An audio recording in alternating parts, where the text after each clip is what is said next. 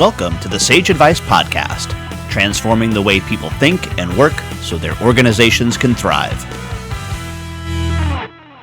Well, hi everyone, and welcome to our podcast.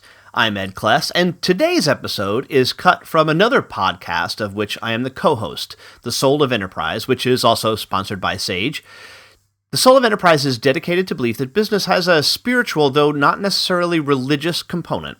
I hope you enjoy this excerpt. If you do, please visit www.thesoulofenterprise.com for more. So I'm what I like to call a full-time freedom fighter. I run a nonprofit that's involved in education and political advocacy. We change hearts, minds, and laws, and we actually create a freer world, and it's a ton of fun. And I am a father of two children, where a few years ago I was finding myself wanting to share with my kids what I do, but how do you talk to an 8-year-old about eminent domain?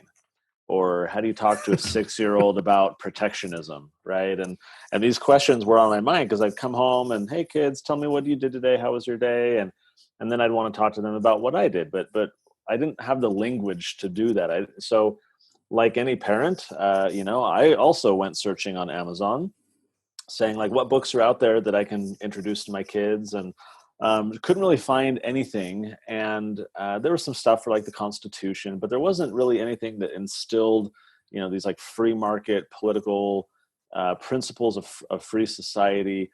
And I spent a couple of weeks being kind of bummed. It'd be, so nice if there was something. And then I kind of realized, hey, you dolts, you talk about entrepreneurship all the time.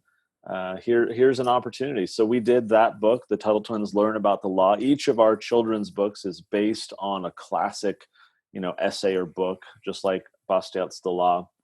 And for both Elijah and I, Elijah's the illustrator, this was only just a single book project to begin with. We had no idea if this would turn into anything else. So we're like, hey, if this flops, what would be the one book that we would want to base, our book off of? And Bastiat's The Law was instrumental for both of us in our, intellectual development process. And so to kind of pay homage to Bastiat and share his ideas to the rising generation, we decided to do that one. But the market response was fantastic. And so we decided to keep going. We now have 11 books in the children's series and a whole bunch of other books and projects. It's been a ton of fun. Well, I have to say, I think I have 5 of yours sitting in front of me. I'm pretty sure I have at least 2 or 3 others that did not make it to their proper place on our bookshelf. So they're probably in my kids' room someplace, but who don't have the complete set. I have to tell you that before I sat down to do this interview, I was told by my son that he wanted to tell you that his favorite was The Law, and my daughter's favorite is the Miraculous Pencil. So that's fun. Yeah. Well, I say it's fun because I would say like 80% of kids that I hear from either directly or from their parents, their favorite is The Creature from Jekyll Island. And the only theory I have about that is that in that particular book, it paints, this creature from Jekyll Island, which is really the Federal Reserve, as this actual like scary creature going around changing the prices of things and making it all cost more. And maybe because of like the intrigue and the bad guy kind of element, a lot of kids gravitate to that one. But I'm always happy to hear that some of the other ones are favorites as well.